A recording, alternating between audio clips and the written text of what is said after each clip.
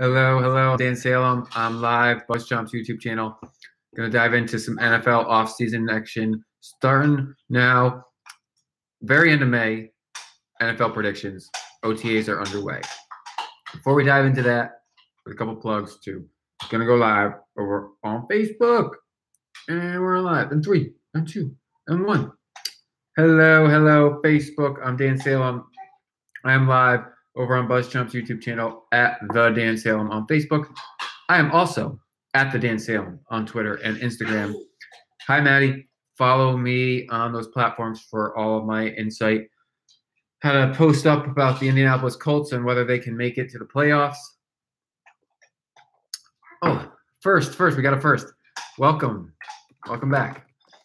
We got a post up. Right NFL for NFLSpinZone.com, and had a post up about the Colts and how close are they to making it back to the playoffs. Going up tomorrow about the Giants and how they kind of feel like a playoff team once again because they were a playoff team, then bottomed out, and now they kind of got tremendous skill players loaded up on the offensive line. All they need is slightly above average defense, and it looks like they'll be back because they still got a franchise quarterback, Eli Manning, and they're trying to play out the last couple of years of his career and get one more Super Bowl title, that is. Ooh, a funny skit. Love funny skits. Sharing. So if you're on YouTube, got a funny video shared via our chat here. So even if you're watching in the replay, check up the upper right corner for the live chat, and you'll see the YouTube's video shared. I'm assuming it's PG-13, but I'm trusting it's very funny. I will watch it after we are done streaming. I will. Thank you. Hi, Maddie. So, to the NFL. As I was noting, we're talking about it. The Colts are going to make it back to the playoffs this season with Andrew Luck likely healthy for a full year, and if the team is got it together. How the Giants appear poised to make the leap back into the postseason. Every single NFL season, multiple teams, 2 to 3 at least from each conference. So it's how many playoff spots are there? There's 6, right? So 12 total. There are 12 total playoff spots every year. I'd say at least, hey. Oh, it's PG. Hello, Maddie. She says hi back. And I'm glad it's PG. I will watch it. Okay, this is the YouTube video that's shared via the live chat on YouTube. So if you're over on Facebook, check out the YouTube version of this after the fact for the live chat and go watch the funny video shared. Thank you. So, multiple teams. It's not 50%. That's too many, but four or 5 every year are new to the playoffs. Last year, last year the Buffalo Bills were the playoffs. They weren't before that. I don't think Tennessee was in it the year before either. I'm trying to remember if Jacksonville was. And then I don't think the Eagles were, the Rams, or Carolina. So I think last year there were 5 teams, 2 from the AFC, 3 from the NFC, that were new to the postseason. The point being, in order for 4 to 5 teams to be new playoff representatives for the current season in 2018, that means 4 or 5 teams from last year that made the playoffs will not make it. They will drop off. What teams are ripe for a drop-off? Now, if we are using the New York Giants as a model, because the year before they won 11 games, then they plummeted to 3. They overachieved for 11. It was kind of surprised that they were that good. There were several teams last year that overachieved and were surprising. The New Orleans Saints and the Los Angeles Rams both won 11 games last year. Both pretty surprising considering their seasons before. I kind of think the Rams, being in I'm going to put this in quotes, weak division with a young quarterback and the best running back in the game, maintain their playoff pace. They're a 10-win team, I believe. So they're not ripe for the pickings. But over in the NFC, I'm looking at New Orleans and Atlanta as 2 teams that are kind of teetering. Carolina, I don't know. Cam Newton seems to get it done, but he did last year, not the year before. He did the year before that, so it's every other year with him.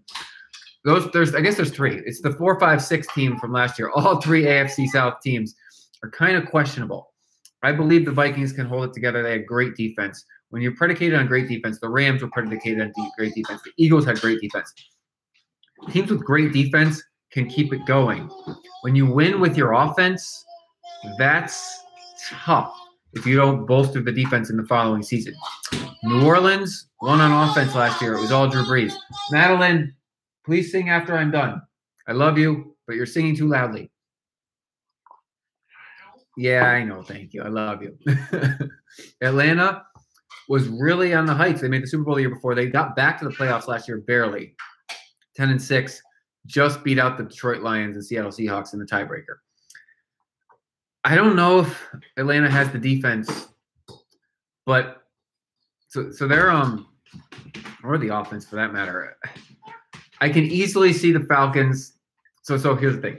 Not all of the Saints, Falcons, and Panthers are going to miss the playoffs because one of those teams is going to win that division. If I had to pick one to win the division, I would probably pick the Saints because of their young defensive players that they got last year. But they still were winning on off. I mean, I guess they had a streak of great defense, and then they had two streaks of I'm picking those three. I'm highlighting them. But if I was going to pick two to miss, it would be Atlanta and Carolina. So if Atlanta and Carolina miss in the NFC, that means at least two AFC teams miss. I mean, the Buffalo Bills are an easy miss because they got a rookie quarterback if he starts. I kind of think Kansas City will miss this season, even though they did bring in a new starting quarterback. I just have a feeling that, they got maybe not. I keep saying it's going to be the downfall of the Chiefs, and it never quite happens.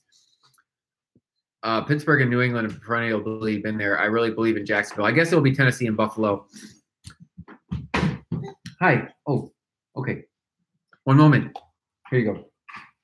Love you. So I'm thinking Tennessee and Buffalo both miss, and Carolina and Atlanta both miss. So that's the 5-6 teams in both conferences. So if that's 4, right, then that means there's going to be one other team predicated basically on averages because there's almost always at least 5. So there's going to be one other team that misses, and it's probably going to be a top 2. I don't know. I just have a feeling the Jaguars are back. It'd be a hoot if Pittsburgh missed. I don't really see the Patriots missing, and it'd be a hoot if Philadelphia or Minnesota missed. But they both have such good defense. It's hard to see that much turnover this year. I really think it's going to be in those wild card teams that the turnover exists. I think how do we bring up standings for 2016? There we go. So the playoff standings from 2016.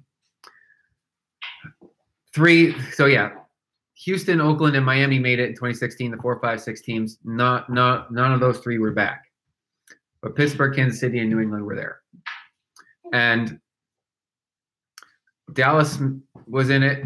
Seattle was in it. Green Bay was in it. The Giants were in it. Detroit were in it. Oh my goodness. 1, 2, 3, 4. 5 of the 6 NFC teams that made it in 2016 missed last year. So from 2016 to 2017, 8 of our 16 playoff teams missed the playoffs the next season. The Falcons made it back barely, and New England, Kansas City, Pittsburgh. No, sorry. 8 of our 12. That's ridiculous. 8 of the 12 playoff teams turned over. Hi. I do think that I do think that New England and Pittsburgh keep it going. The Chiefs kind of look like they keep it going. I think Atlanta might finally miss after 2 years in. So from 16 to 17, we had Maddie. Come on, be good. Come back during the live stream. From 16 to 17, we had 8 teams change in the postseason. And 15 to 16, I guess 1, 2, 3, 4 of 6 AFC. So 2 in the AFC, and it looks like 3 in the NFC. So it was 5. So I really think it's about 5 every year. It was 5 from 15 to 16, 8 from 16 to 17. So we're saying how many is going to be from 17 to 18? It's going to most likely be 5 teams. I think it's normal, and it's also often the 5-6 teams that change, right? The 5-6. These are the wild card teams.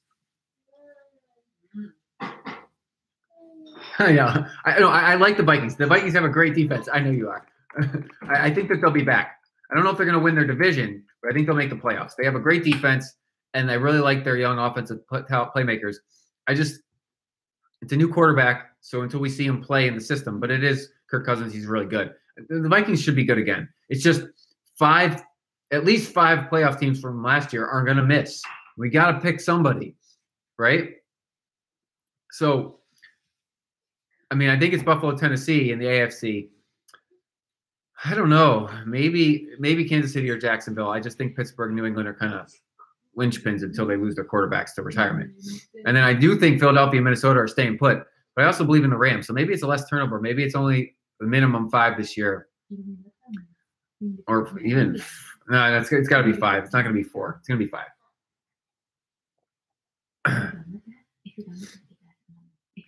All right. Yeah, no, Minnesota's good. I'm just saying, you look at the turnover; they're very good, and I think they remain good. You just look at the numbers, right? There are at least 4 or 5 playoff teams that missed the following year after making it, and like I said, 8 teams from 2016, 8 out of 12 playoff teams in 2016 missed the playoffs in 2017. So that means there were 12 playoff teams last year. Whoa! 4 or 5 of them are going to take that stumble and miss this year in 2018. You're okay. You'll get back up again. A lot of them bounce back a single season later. But injuries really derail clubs, you know? You can't control your injuries, and injuries really derail good teams. They derailed the Giants last year. Ezekiel Elliott's suspension really hurt Dallas. Both of those teams are ripe for bouncing back. They were playoff teams in 2016. They missed last year. And then healthy quarterback play is the linchpin as well. If we look at the teams that made the playoffs last year. Oh, what did they talk about at the coaches conference? All right, I'll get to that one second. One moment about the coaching, not coaches conference. It's the owners meetings, you mean, right? Hello. So, 1, 2, everybody, every team but Buffalo has a franchise quarterback that made the playoffs last season. Every team that made the playoffs last season has a franchise quarterback but the Buffalo Bills because they traded away Tyrod Taylor and just drafted a guy. Okay, yeah, at the owners' meetings, right? Yeah, 2018 season, 2019 Super Bowl. Yeah, 3 topics. So there were 3 topics at the owners' meetings.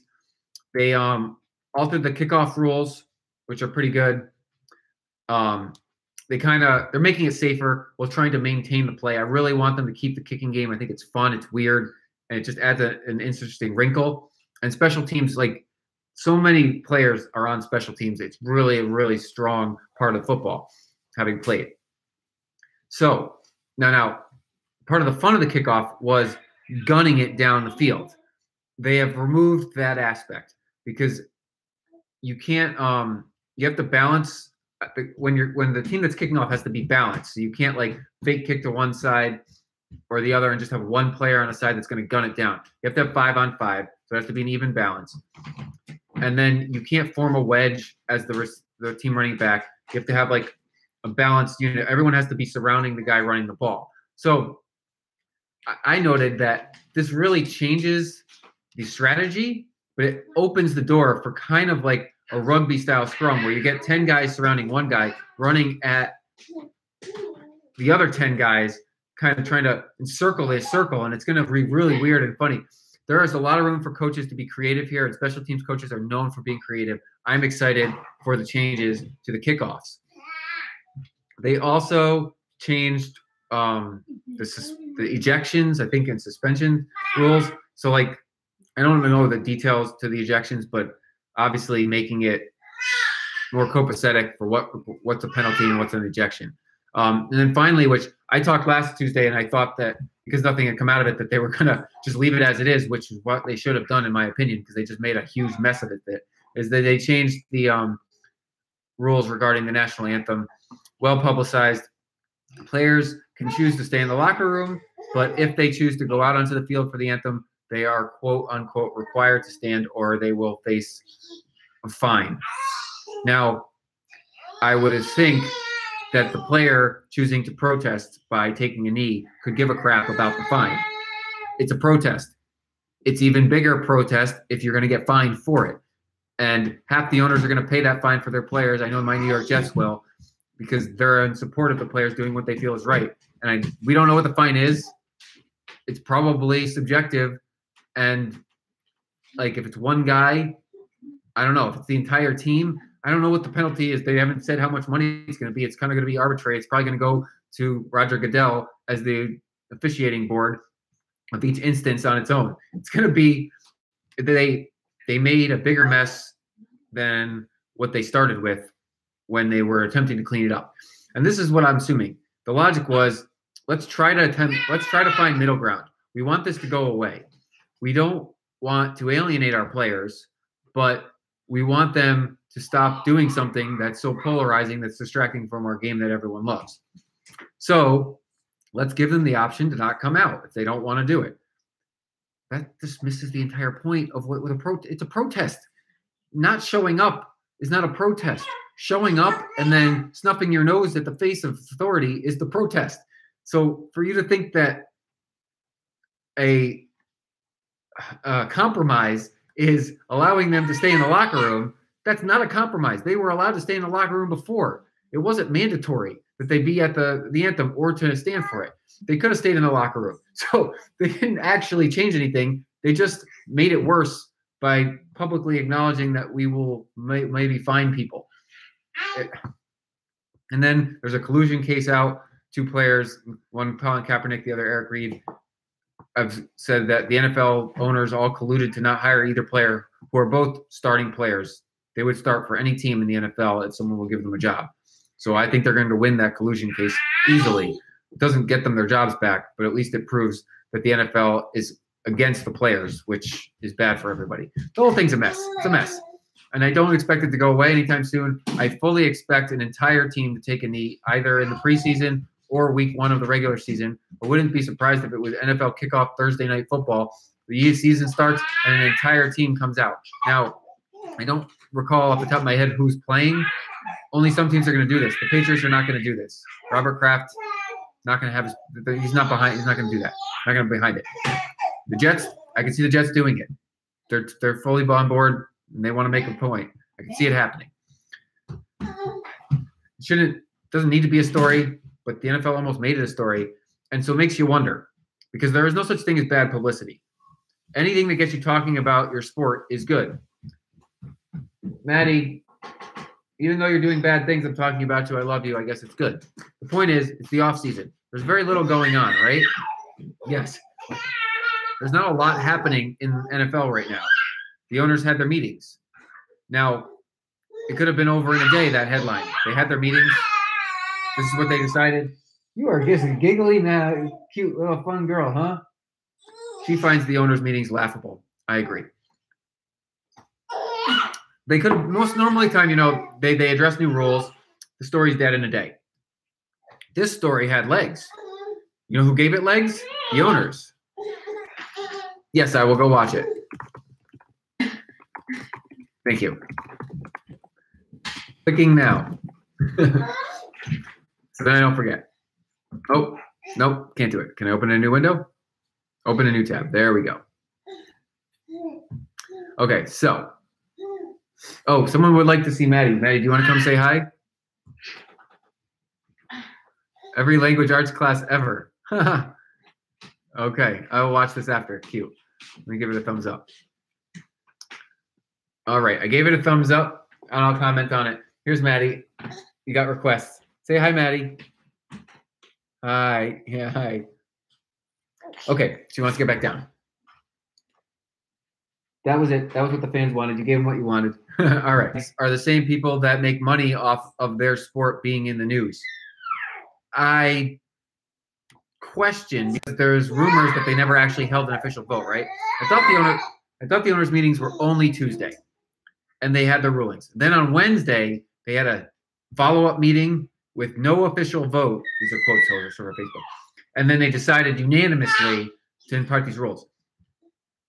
It's rather convenient that in the dead of the offseason, they came up with something to make the NFL front and center for over a week. Here we are a week later talking about it. It's convenient, especially if it was unanimous and no official vote took place, and it was the day after the meeting supposedly ended. I'm just saying, this is a smart league. It's the most profitable one in our sports universe today, and it's popular internationally. They created news, and it was definitely a deliberate move. Definitely a deliberate move. I'm not saying they're going to reverse it before the start of the year, but I'm not saying they're not going to not change it next year because this is headlines. While they, quote, claim to think it's a distraction, Jerry Jones is just making a name for himself coming out speaking against it. Everyone knows Jerry Jones even more now when his team sucks. Like, they were bad last year, and he capitalized on this headline. He capitalized again. He's the face of this. This is not as American and idealistic as they would like you to believe. This is profit and headlines and news and media attention that drives up the ratings. People are going to tune into the NFL just to see if players are going to kneel now or who does or doesn't come out for the anthem when nobody watched that part of the game before. You always tuned in once the game actually started at the kickoff. Nobody watched that part. People are going to watch now. Just saying, it's rather convenient. I'm Dan Salem. I am live every Tuesday, 5 p.m. Pacific time. BuzzChomp's YouTube channel over on Facebook at The Dan Salem. Find me on Twitter and Instagram at The Dan Salem. Pillow Talk TV comedy on YouTube as well. And we're expanding. BuzzChomp's really growing. Got a lot of new people, content coming in. So follow BuzzChomp.com. Hey, Maddie, I will be back next Tuesday at 5 p.m. Pacific to talk more NFL and whatever else is happening in the world of sports. I will watch the skit now. Thank you very much for sharing. It has a funny headline. Every is it fifth grade? Yeah. Oh, every language arts class ever. I'm sorry. So this could be like a whole running series because there are a lot of classes in school that are always the same no matter what. Every language arts class ever. Sounds funny to me. I'll check it out after this video. You check it out. The link's in the YouTube chat thread here. Thank you, and have a good rest of your evening.